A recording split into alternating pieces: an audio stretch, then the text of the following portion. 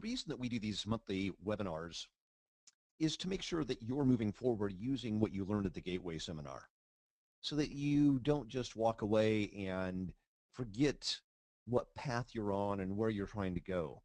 I also want to make sure that you don't feel isolated, that you're not the only person out there trying to build a marketing-driven real estate business.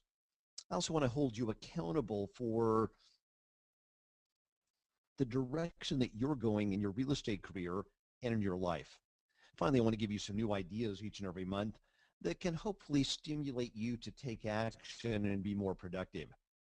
So today we want to talk about building your business plan for 2013. It's shocking. We only have, a month and a half basically left in 2012. Now is a great time to look back at 2012 and ask what worked well, what went right. Also think back about the assumptions that you made at the beginning of the year that were right, and what assumptions that you made that were wrong. And if you look back over the last year, the results, what you actually ended up with, should either prod you to change or should be great cause for applause so that you can celebrate the accomplishments you've made. So I really want you to think about it. Did you accomplish your goals for the last 12 months? And I really want you to think about it. Now, the age-old saying is that most agents don't plan to fail. They simply fail to plan. The biggest problem when I do planning sessions is that most agents are not realistic. They simply don't know how to create a plan that they can execute. Either they write a plan that does not stretch them, so even though they follow the plan, it doesn't really move them forward. It's the same thing that they've done over and over again. Or they create a plan that is so far beyond their current capacity to execute that they quickly get discouraged and stop following the plan. I find it fascinating. Most agents plan their vacations better than they plan their lives, their careers. They are excited about their vacation, but they don't seem to be excited about what they can accomplish in their real estate career. Now, we all have the same choice. We can get through life, or we can get from life. We can choose to make a living, or we can design our life. Today, I want to share with you some ideas on how to design your life so that a year from now, you will know you have made progress and added a wonderful chapter to the story of your life.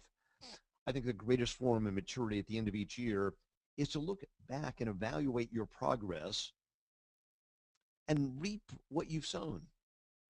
Now, if you've sown incredibly well and are reaping incredibly well, then celebrate and enjoy it. Don't apologize, even if the amounts are incredibly large, staggering. And if the amounts are small, not exactly what you were hoping for, learn to look at it and evaluate it without complaint. And I really, really believe that that's where you get maturity. So how do we get this moving? Well, first of all, and I see somebody said, turn up the volume, please. And Chris, could you tell me if my volume, I know I'm maxed up out here, so is there a volume problem for somebody else? The other thing is that it might be on your level if you can turn it up, but I know we're, so somebody else says, no, the volume is fine, so that's good. So hopefully we've got good volume. Okay. So hopefully if you've got a volume problem, it's on your end somewhere, and we'll go from there. So how do we get this thing moving forward? Well, for your planning to be effective, you have to start by understanding where you are right now, and then where you want to end up, and where you plan on arriving a year from now. So the first place to start is looking at where you are right now, and this is a great time to pull out the balance wheel from the Gateway Seminar. And just go through and think about each area: financially, physically, spiritually, family, mental, career, socially, your community. And I want you to think about where you are in each one of these areas. Now, this is one of those things that's going to be changing on a regular basis, but at least once a year, you have to pull out this wheel and evaluate so you know where you are right now in your life. Now, look back over the last 12 months and ask what worked well in the last year. What did not work well? And now apply this to each one of those areas on the balance wheel. Think about it from your career perspective. And unfortunately, most of us just think about it in our career perspective. We don't think about it in our personal lives, and our relationships, our health lives, our long-term financial planning. So go back and really give this some thought, because we have to have a crystal clear idea of exactly where we are. So really understand this is one of those learning processes. And what I found is if you will really take the time to do this, what will happen is you'll learn from the experience in the last year. This is the way to avoid making the same mistake year after year after year, or falling into the same trap. Also, I want you to look at what you were most proud of accomplishing during the past year. What just were you really pleased with that you were able to accomplish in the last 12 months? And make a list of those things. And then also look at what you were most disappointed about not accomplishing. What did you set out to do that you didn't accomplish? Now, once you've done this, I really want you to be able to compare and figure out, okay, why did I do well here? Why didn't I do well here? What was the difference? And again, there's no shortcut to this. This can be painful. It can be exhilarating. But there's no shortcut unless we actually look at what we're doing. Now, once we've sort of evaluated the past year, we know where we're at. Now what we have to do is start looking at what do I really want 2013 to be? And how do I want it to be different than the last year? Now, once we have a clear idea of what the difference is, now we can say, how do I need to act differently to move towards where I want to be? Because this is where we get into trouble. We say, well, gosh, I want the next year to be different, but I don't want to be different. I want to do the same things that I did last year because, you know, it was an okay year. It was pretty good. So I don't really want to do anything different. I don't really want to have to force myself to change. But if we don't do that, we won't have an opportunity to make a progress towards what we really want. I think in this process, you've also got to make a study of human behavior so that you understand both your own behavior and the behavior of those people that you deal with, the people that are significant in your life. And I really want to think about it. Why do people behave the way they do? Now, over the years, I've done a lot of work with people, helping them thinking about what they want to accomplish in the year ahead. And I found that a lot of brokers do an annual planning session. And unfortunately, they get their agents together and they say, okay, we want to have your goals for the next year. And they don't engage the agents, so they really think about their lives. The broker is looking at, well, how can I build my financial model? What do I expect from you? And what happens is an agent gives the broker a number to get the broker off their back. And this isn't helpful for the agent or the broker because it has nothing to do with the reality. So I really want you to think about your own motivation for accomplishing the goals you've set yourself in the next year. Traditional theories of human behavior said that our past performance predicted our future performance. But as we've started to understand human behavior, it's a little bit more complicated than that. What we found is that past performance is driven by your motives, your priorities, your value system. That's also impacted by the demand and reward structure of the environment. What's actually happening in your particular world. This is a much better way of creating predicted performance of what's going on. Let's look at a very simple behavior. Why do people actually eat? It could be for hunger, boredom, stress relief, social reasons. It feels good. It tastes good. But I want you to think about it. When we're watching somebody eat, does the behavior look different if it's because of stress relief or just because it feels good or they're bored? And see, we look at the behavior and we look at it, but the behavior appears almost the same no matter why people are doing it. But the reasons, the motivation behind that behavior is entirely different. And so what I want you to do is get behind your activities and really look at your behavior. The message is that while we can observe behavior, whether it's our behavior or others, sometimes it's very difficult to know what is driving that behavior. And if you learn to understand what drives your behavior, the behavior of others, it's a big, huge advantage for self-management and also management, parenting, so many things so that we understand what's the motive behind the activity. And I found in setting goals, once we get to the motives, the understanding, the driving factors, it's so much more effective. Trying to manage our behavior without understanding what is driving our behavior becomes almost impossible. And this is why we create self-sabotaging behaviors. And this creates the exact opposite for most of us of what we set out to accomplish. This is why so few people's New Year's resolutions are actually kept. They're actually working against what they're trying to accomplish.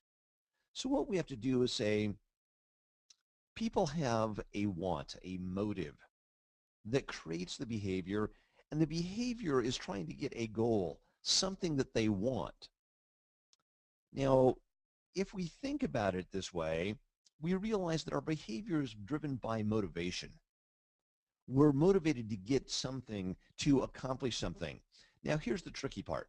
What's the intention behind the behavior? Our perception is that we understand what we're trying to accomplish, the intention that we're going to, and this creates our behavior. So we understand what we are trying to do. But the challenge is that when we look at it from an external point of view, people's perception of us is based on looking at the external behavior. They don't have an understanding of our intention and motivation. They look at what they are seeing you do. And this has always become an interesting conflict. This is especially true with your kids. You see them doing something, but unless you really take the time to try and understand what they're trying to accomplish, what's the motivation, the perception between what you see and what they see is dramatically different. And I found this is true even within ourselves. We look at our external behaviors and we don't take the time to really get into what is our intention, what's our motivation behind this, and then we judge ourselves. This becomes self-defeating, especially when you're thinking about what you're trying to accomplish. Now, if you really believe this, if you understand this, you'll come to the realization that every human being is behaving in a way that they believe will produce the best outcome for themselves. Nobody is trying to do something that will not create a good result. But we do this unintentionally because we don't think about what our real motivation is. We have to learn to look behind the behavior to what others, to what you or others were trying to accomplish. And once we get to that motivation level, it's much more valuable because we now start understanding, gosh, my need for security, my need for, not being alone, whatever it is, my need for recognition, those are the things that are driving these behaviors. I believe that we're all trying to do the right thing, but the problems happen when we have different ideas about what the right thing is. One of the things I find is that a lot of people assume that if people don't have the same motive, the same drive, the same goals as they do, the other person is doing the wrong thing. And That's not the case. My objective in this session this morning is to help you find your own values, your vision of success, to help you grow both as an agent and a human being. Now, that's going to be different for every one of you. And this is also why I don't want you to look externally at any other human being on the planet and say, well, gosh, compared to them, here's what my goal should be. Because they don't matter. All that really matters is what you care about, what's important to you. And in fact, if we try and set goals so that we are doing something in relationship to somebody externally, we tend to create problems and self-sabotaging behaviors in that process. I think Winston Churchill was right. He said, I'm always ready to learn, although I don't always like being taught. This is a voyage of self-discovery where you have to learn and figure out what's really important to you. Nobody can teach you what your values are. It's up to you to really understand what it is that you want to do, and there's no right or wrong here. I really believe to tap into our full potential as human beings, to make a difference in our lives, the lives of our family, the people that we really care about, we must have the following three things. First of all, we need to have a crystal clear vision of what we want our life to look like. We have to think about, okay, for the next 12 months, what do I want my life to look like? What do I want to see happen? Until we have a vision of what we want our lives to look like, we have no idea how to move forward. We don't know how to make changes in what we're doing. The second thing is we need a clear understanding of why that vision is important to us. What does that really mean to you personally? And until we have a clear understanding of our motivation, our whys, why do I want my life to look like that? Sometimes we just parrot things that we think others want to hear or we think we want to hear ourselves. And that doesn't really serve us at all. Third, we need a game plan to turn our vision into reality. And it's got to be a game plan that we believe we're capable of executing. Whether our manager thinks we can do it, whether our spouse thinks we can do it, it doesn't really matter until you believe you can do it. And this is really an important thing. I see so many people work with a coach, a manager, and the coach, the manager says, well, this is what you can do. And some people can rise up a little bit, but until they really believe that they're capable, that this is a plan that's right for them, they tend not to really commit 100% of their action to making it happen. So this is something that you've got to decide about what you are capable of and what you want. Now, we all have heard about SMART goals. And I do believe SMART goals are the best way to start by setting your goals. Now, goals must be specific, measurable, achievable, results-oriented, and time-specific. So I really want you to start thinking about your goals and how to make sure that every goal that you set is SMART. Specifically, what is it? This is so important. I see so many people say something like, you know, I want to make more money. I want to have more time off. That's not a specific goal. So I want to earn $240,000 a year selling real estate. I want to earn an additional $20,000 in passive income from my real estate investment rentals. I want to earn this amount. Specifically, from where? Until you're specific and you can measure it, your goals are not really driving you forward. And then make sure that you believe it's achievable for you. Now, this is really subjective, but I found unless you believe it, you won't take the action. So these are just critical things that you need to walk through with each one of your goals. Now, I also believe your goals should be broken down into 5-year, 1-year, and 3-month time frames. And your goals should cover the following key elements: your personal life, your financial life, your marketing life as a real estate agent. What are you doing to generate business? This sort of is covering all prospecting. The systems you have in place, what systems do you need to build? What goals do you have for them? And then training goals. How are you improving? How are you getting better each and every year? So you have to sort of break it down so that you have these as a clear perspective of what you're trying to accomplish. Now, break down your goals into monthly and weekly steps. It's a great way to break down the big goals into interim steps that make larger goals more manageable. So if you have a big goal, what I want you to do is say, okay, what are the components of that goal? And if you can break that big goal into smaller bite-sized steps, it makes it much easier.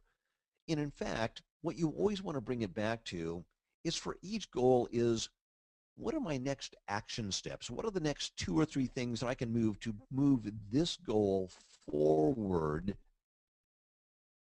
in small ways? And if we can bring it down to small action steps, now it's easy just to keep moving forward. It doesn't ever feel like we're doing anything big because we're just taking a little step. We're just, moving a little bit forward. And that makes such a huge difference. If you want to write a book, you write a page a day. Just work on the page a day. Don't try and say, oh gosh, I need to write 50 pages tomorrow. If you break it down into one simple thing, it makes a difference this way. Now, you only get really good results when you treat goal setting seriously. I don't want you to take this lightly, and so many people just go through the motions, but this is your life. And I really want you to get serious about it. I mean, think about the different approaches that you can take to planning. I love the story of Roald Amundsen, the Norwegian explorer, and Robert Scott, the American explorer, as they each raced to become the first person to reach the South Pole in 1911. Now, both of these people were experienced explorers. Both were ambitious, talented, smart. Now, both of them knew they were going to unexplored areas and that they would very likely experience unforeseen difficulties, things that they could not anticipate. Amundsen, because of this, decided that he was going to take months of extra supplies. He built a plan to reach the South Pole based on covering just 15 miles a day, when everybody around him said, gosh, we probably will be able to cover 20 miles a day. And if the weather's good, we can probably even do more than that. Scott, on the other hand, built a plan and created supplies based on accomplishing 20 to 25 miles a day. Then he only took 2 weeks of extra provisions along and cached them along the way. Amundsen took great pains, and when both of them started, the weather was very good. But Amundsen took great pains to mark his path so that even if they got into the worst of weather conditions, they could find their way back following the same path. He set up lots of numerous supply depots along the way. Now, this took him a lot longer because he had to go back and forth. So he actually ended up having to cover a lot more distance because they were backtracking. Scott, as I mentioned, set up only one supply depot.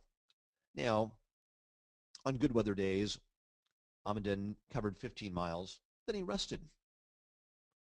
When the weather wasn't so good, he still went out, covered 15 miles. Scott, when the weather was great, covered huge distances. Some days he covered 45 miles on good days, and he would sit in his tent in bad weather days. Now, both groups were hit by gale force winds, snow, storms. Amundsen made steady progress every day and rested. They marked their path well. Scott would push his team on good days, but left them so exhausted they could not even go the next day, even if it was a good day. Both groups made it to the South Pole. But on the way back, severe weather hit, and Amundsen's clearly marked path and supply depots allowed them to have a safe return. Scott's party got lost, ran out of supplies. Trying to find their one supply depot, they end up starving to death.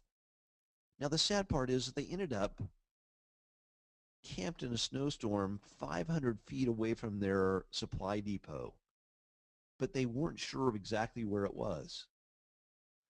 Now, what do I want you to learn from this? You've got to build in room for error in your planning. You've also got to look and say, I know I'm going to hit some unexpected things. Life tends to bring surprises. So when you're thinking about your plan, don't make it a perfect, oh gosh, everything is going to go perfectly well. Think, gosh, let me throw in some challenges. What are some things, what are some unexpected things? Even if you don't know what they are, say, unexpected challenge. And really take this seriously. Now, it may not be as serious as Amundsen and Scott, but your life is created by how serious you take this. Now, I want you to start by going through this process of brainstorming what it is that you really want. And this is just opening up your mind to all the possibilities out there. Then you're going to go through that brainstorming and start to prioritize what's really important to you. And then you're going to turn it into activity planning. And I want you to do it in those three distinct ways. When I was a real estate manager, I put together my goal accomplishment guide that I sat down and went with through each of my agents with each year. And I want to share with you, this is a very good formula to follow. And I want to go through this with you here today. And if you think this would be a good guide for you, if you send me an email, I'd be happy to send you a PDF of this guide and you can use it. It starts by really just thinking about our direction. Where do you really want to go? What do you want to accomplish? And you start by just brainstorming. And I want you to really just dream. And when you're brainstorming, don't think about realism, whether you believe it or not. Just write down what you really want your life to look like. This is so useful just to brainstorm what it is that you really want. Now, once you brainstormed, I want you to go back and start clarifying what's really important to you. Go back and now write an explanation of why each goal is important to you.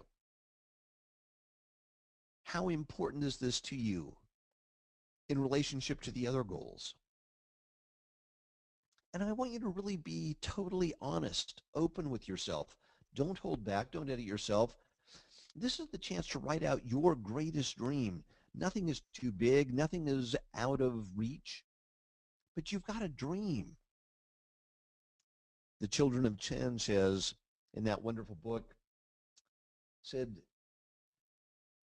you can take the crumbs from starving children. They won't die. But you have to have a dream. If you don't have a dream, everyone dies. And I want you to realize that you've got to have a dream that drives you, that's got you excited, that's got you turned on for 2013.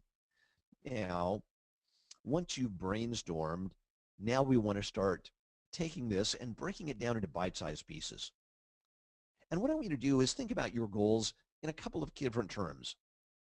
I find it's usually best to start with your personal goals, because your personal goals will really drive your business goals. Most of us start with our business goals, and then we try and squeeze our life in around that. It's much better to start with your personal goals.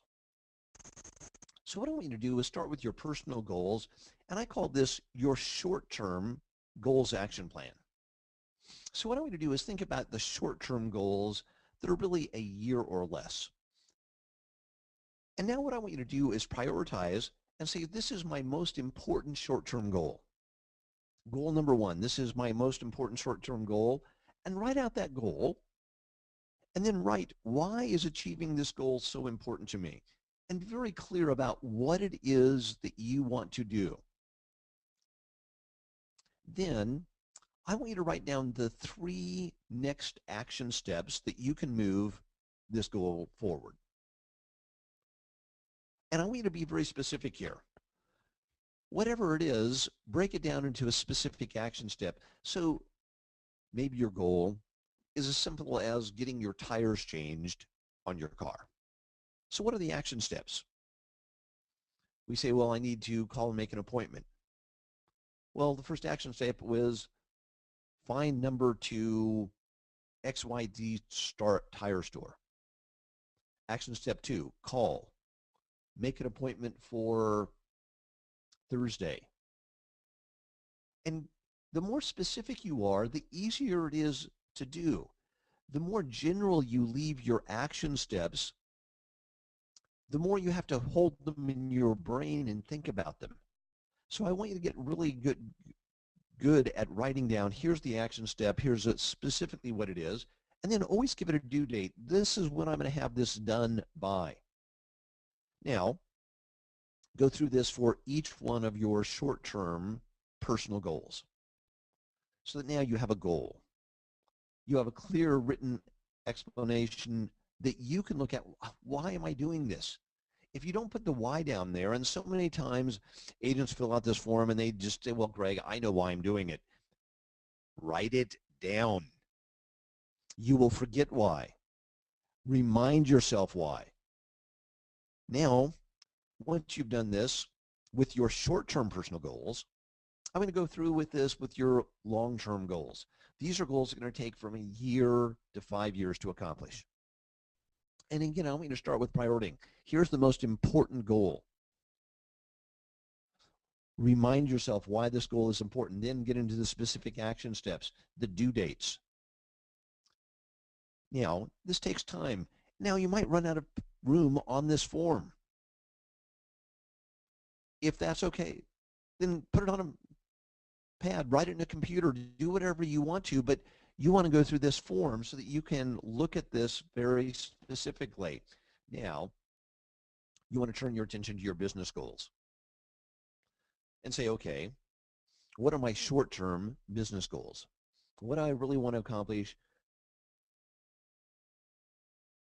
in the next 3 months, the next year? And again, go through this process. Here's the goal. And ask yourself, is it SMART? Is it specific? Is it measurable? All those things that we've talked about. Now, I know this gets a little time-consuming. It requires you to think it through, but this is when you can make your goals become a reality. So now you have your action steps. Next, I'm going to look at your long-term business goals. Now, these are things you're going to accomplish over the next 1 year to 5 years, even 10, 15 years down the road. There's no problem with putting something long-term into this. The key is to make sure you have a goal, you have them prioritized. What are the most important goals to you? Why are they the most important? And then what are the action steps? Now, some people say, well, Greg, what if I can only think of 2 action steps? Then write down the 2. What if you think of 4? Put down 4. Don't let the details get in your way. I found that if you will just take the time to go through this, it can make such a huge difference for you. Now, as a real estate manager, I also set up office goals. And I ask people, you know, what kind of a culture did you want to create? And if you're part of an office, or if you're a manager, I found this is a great thing to do. And you can do this in a group setting. Let's talk about some group goals for the culture, the atmosphere that we want to be known for within our organization. And you can set up some goals and then do the follow-up planning. Okay, here's the goal. Why is this important to each individual agent and the company? Then what are the action steps to make that a reality?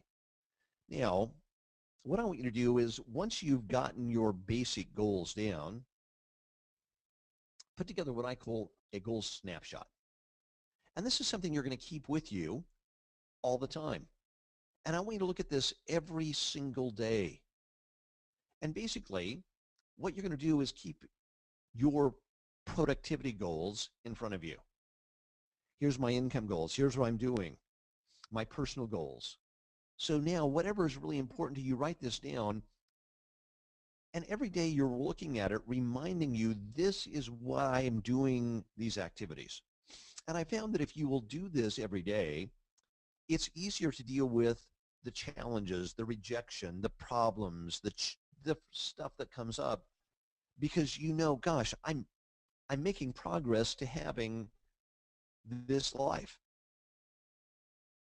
If we lose sight of this, it's easy to get discouraged within that day and not move forward. So this makes a huge difference. Also, this is a great thing to do with your spouse. Sit down with them, go through this so that now you understand their goals, they understand yours, you have mutual goals. This is great to do as a family as well. With each one of your kids, have them talk about their goals, personal goals, school goals, whatever those are.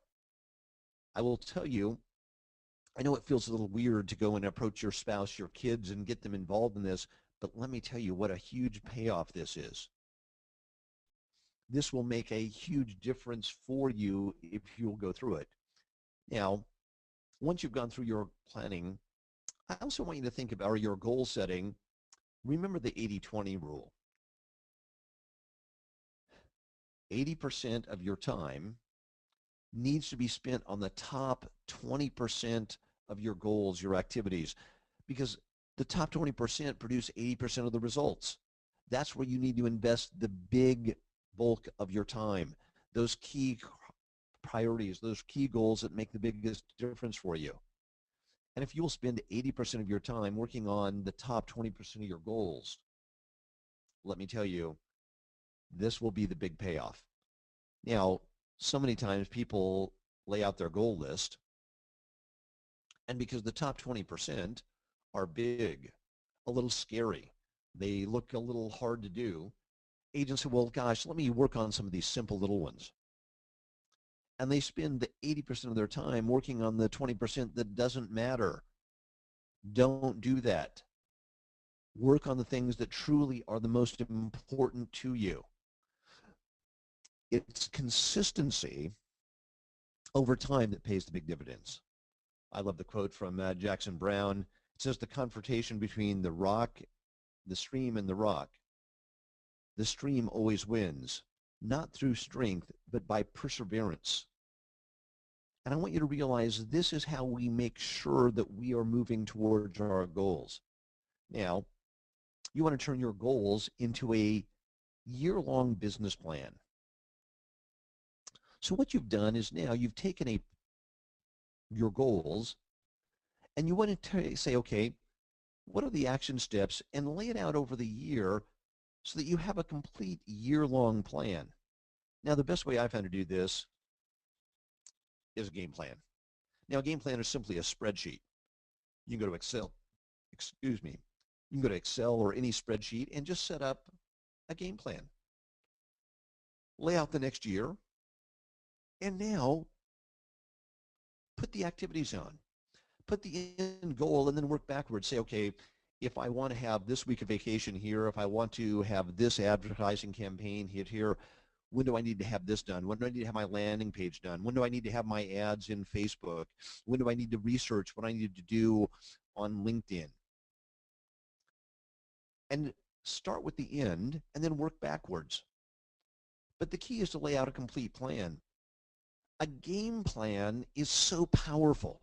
It's amazing. When I work with the top agents, they have a game plan for the next year, and it's easy to look at the plan and say, well, gosh, you know, you got a little bit too much activity in March, not nearly as much as you need in May.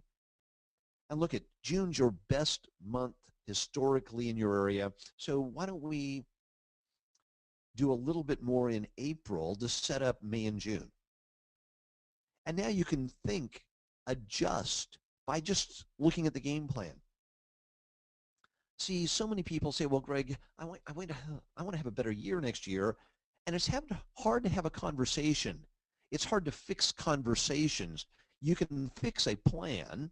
You can look at a plan, see the problems, the errors. But you can't fix the conversation. That's why you've got to take this and put it out there now. It's going to take some time. You have to think about how your goals relate to your plan, how they interact. Then work backwards so that you put the activity plans on there. But now, once you've gone through this, it's easy because now every day you wake up, you say, okay, what do I need to be working on today to make sure that next month, the next week, the end of the year turns out exactly the way I want to?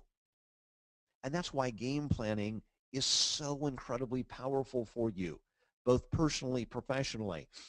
Put together a game plan for your personal life, the vacation, the conversations you want to have. People say, well, Greg, I want to be spontaneous. Game planning your life will make it a lot more spontaneous. I know that seems counterintuitive, but it gives you so much more flexibility because you know where you're going in this process. Now, once you've gone through this, I'm going to take 5 minutes and write down the concept of the person you believe you must become to accomplish your goals, your game plan in the following 12 months. And just write down what disciplines, what things you need to improve on you to accomplish what you want to do. And once you've done that, take a few minutes and write down the pros and cons of becoming that person. Say, gosh, if I did that, I'd be a little bit less spontaneous here. I'd be this way. I'd be this way. Write down the pros and then write down the cons. And then ask yourself, is this worth the effort? And the funny thing is that this is the only time you'll really know, because you'll ask yourself, is it worth it? And that internal voice will tell you, yes, it is. And you can start your path. Now, if it's not worth it, go back and review your goals, because something is not giving you that internal validator. But this is the little point where it really takes off and it becomes phenomenal if you do this. Now, what I want to do is open it up to questions about what we've talked about here today. I know I've covered a lot fairly quickly. So what I want you to do is open it up to questions, and hopefully you got some value in things out of this, and we can go from there. So the hard part is always getting questions going. So questions about game planning, about your goals, about anything we've talked about here today, or comments. Was this useful? Was this valuable? And the question is from Donald Parr, do we get a copy of the printed material? And the only way I'll give you a copy of the printed material is if you send me an email and ask for it. And what I will do is send you a PDF of my goal accomplishment guide, and you can print it, do whatever you want to with it, modify it for yourself, and I'd be happy to send that to you. Now, I'm going to be out doing a presentation here in just a little while, so it'll probably be this afternoon before I can get it to you, but I'd be happy to send it to you. Other questions? So, was this useful? I'd love comments, thoughts. As always, I love your feedback about things that are going on, what we're doing.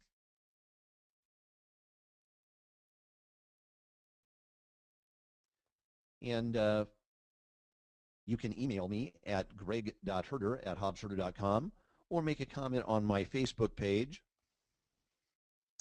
So I see a comment here from Becky. I think this is a very good start to where I am right now. I'm in the process of trying to find a niche brand, so I'm a little hung up.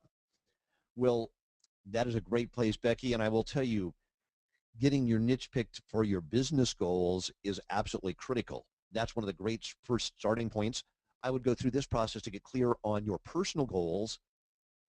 And once you're clear on your personal goals, it may help you actually think about your business goals and find that niche that you're really passionate about. Remember, the key to creating a business niche is something you're truly passionate about. All right, Pamela, I appreciate the comment. Question is, I'm on budget and your marketing plan is easy to understand why I should do it, but at the same time intensive and expensive. Do you have an abbreviated system for someone on a budget to follow? That's sort of like saying, I really want to have a baby, but getting pregnant and having a baby is expensive and time consuming and it's challenging. And so I was wondering, do you have a program to make me half pregnant? And I know that that's not a very satisfying answer. But what I found is that when we did templates, when we did things that were sort of like what I call Band-Aid fixes, 10% of the time, they'd get okay results. But most of the time, they just never worked effectively. They didn't build the reputation, the image, to work consistently. That's why we say, we understand this is challenging, it's difficult, but it works 99.9% of the time because most people aren't willing to take the time and effort to do that. And it is so important. And I wish I had a simple way. If there was a way I could say, gosh, for no money, for very little effort, you could always succeed in real estate, I would teach that to people. The next question or comment is from Andrea. Thank you, Andrea. I appreciate that comment. This was useful, but a little overwhelming, and I do understand that. And part of it is that unless you take and treat this seriously, really think about what the action steps are, it can be a little challenging, but this will actually produce the results you're looking for. The next question is great assignment. I'd love to get a copy too, so send me an email and I'd be happy to do that. Great information. Thanks for the general reminder of revisiting big picture. So we keep our eyes on the long-term goals. I will tell you, I think that's one of the great values of staying involved in the conference calls and really thinking about this every year.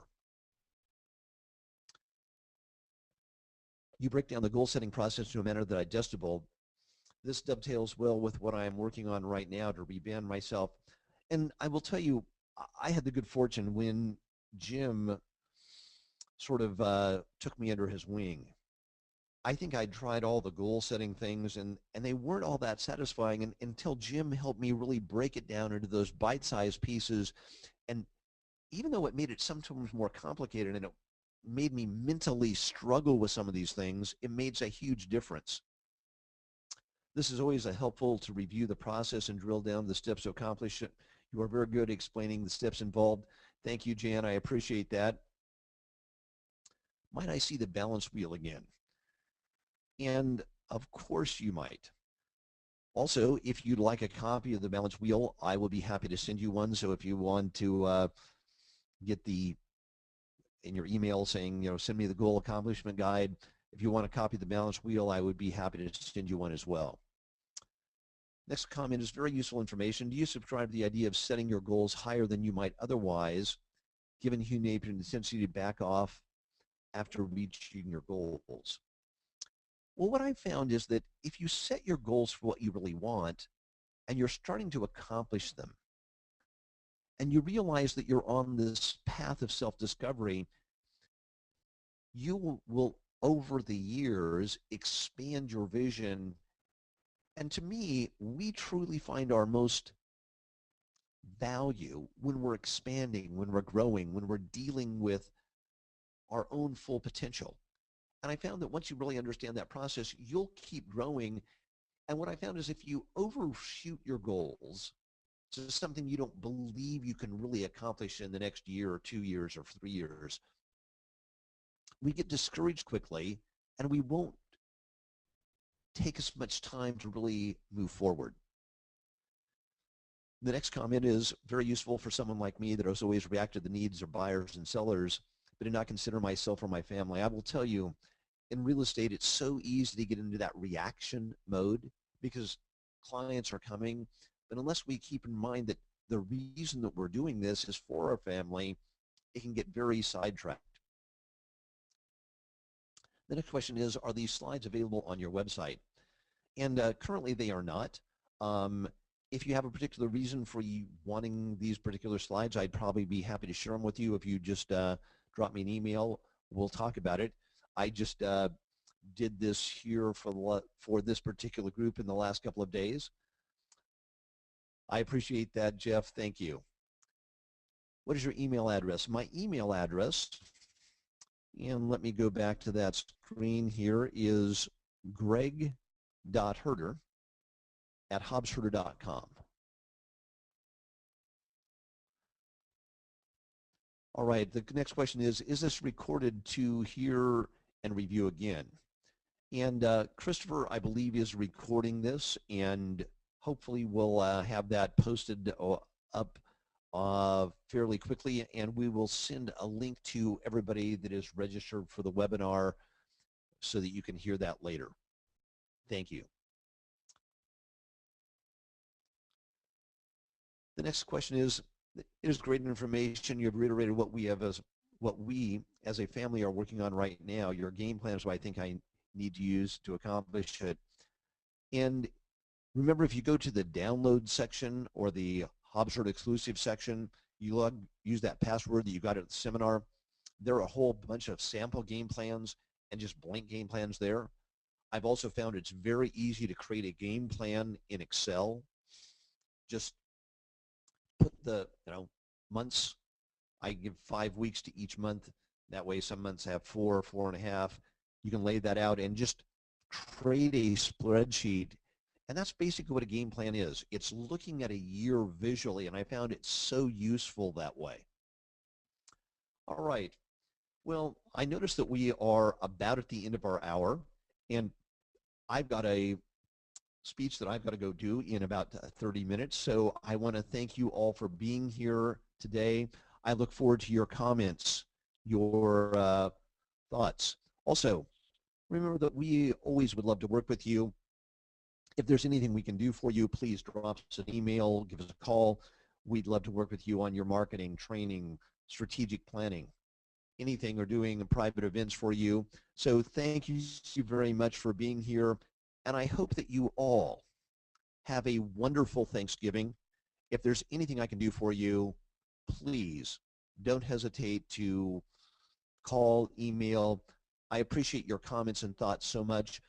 I would also greatly appreciate it if you go to facebook.com and write any comments on my page, Greg Herder or Hobbs Herder, and write comments about the webinar today. Thank you very much and have a great day.